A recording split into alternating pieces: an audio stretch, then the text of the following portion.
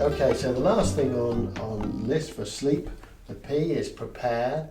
So actually paying attention to going to bed, because often we don't really think about it. We're just, oh, I've got to go to bed now.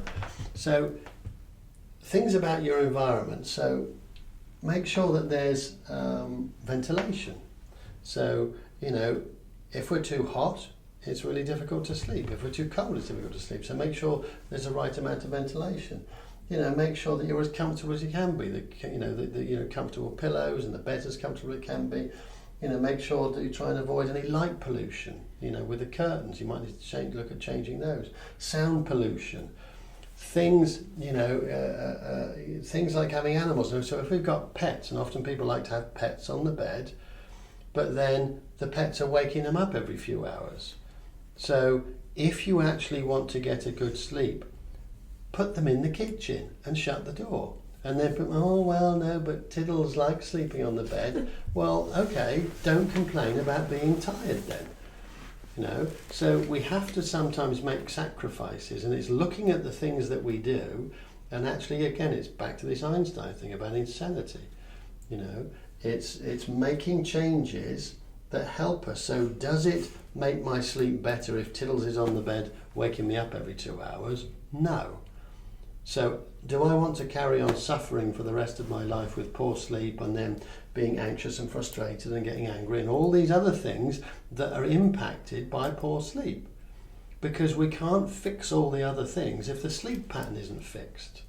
So, we sometimes have to make difficult decisions like putting Tiddles on his own in the kitchen. And I promise you, Tiddles will survive. Okay? Mine was waking up. Preparing ourselves. Now, and this is maybe if we have a really bad sleep pattern, so giving ourselves time to wind down ready for bed. So again, it's not being on screens, it's maybe having a nice bath or a shower or listening to some relaxing music or just going to bed and actually making it nice and comfortable and reading for a little bit. So preparing your mind and your body for a good night's sleep. And part of that preparing is if we've been suffering for a long time with a poor sleep pattern, then very often, if you pay attention to your mind, what is it saying? Oh my God, I'm going to go to bed. I know I'm not going to sleep.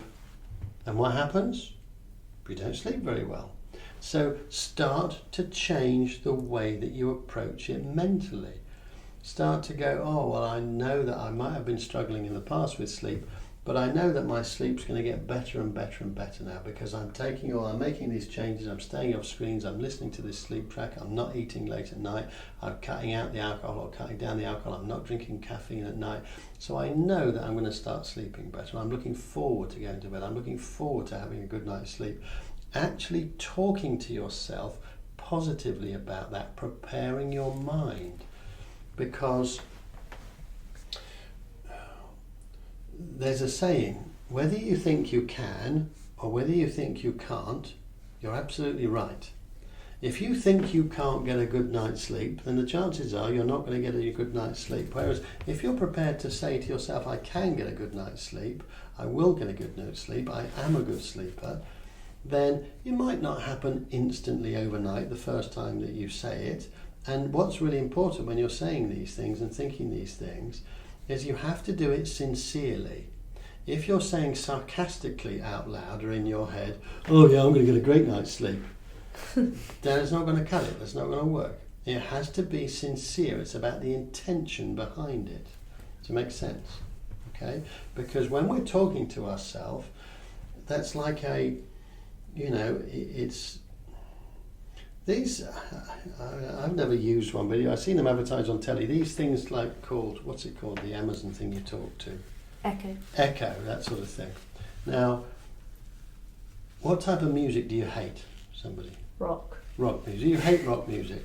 So it's like you walking into your house and saying, Echo, play me some thrash metal rock music.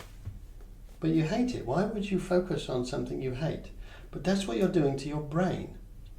You tell it things that you don't want. Oh God, I bet I'm not going to sleep tonight. Or even, I hope I'm not awake all night. If you say that, I hope I'm not awake all night, what image comes into your head? You're awake all night. You're awake all night. Yeah.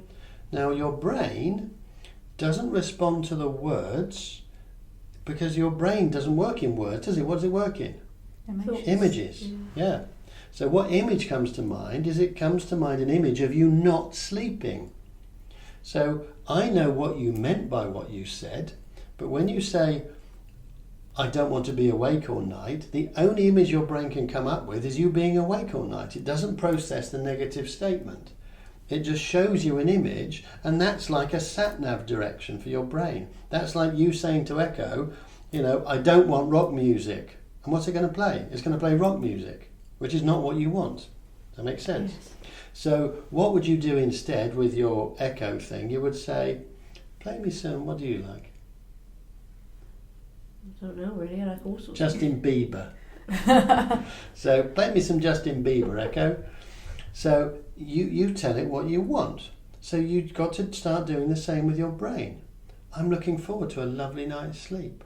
Even if I wake up during the night, I know that I'm going to fall back to sleep again. I'm going to wake up feeling refreshed in the morning. Try this. Actually do this when you're going to bed at night, when you're sitting there and you're pulling the Barbie princess duvet up to your nose.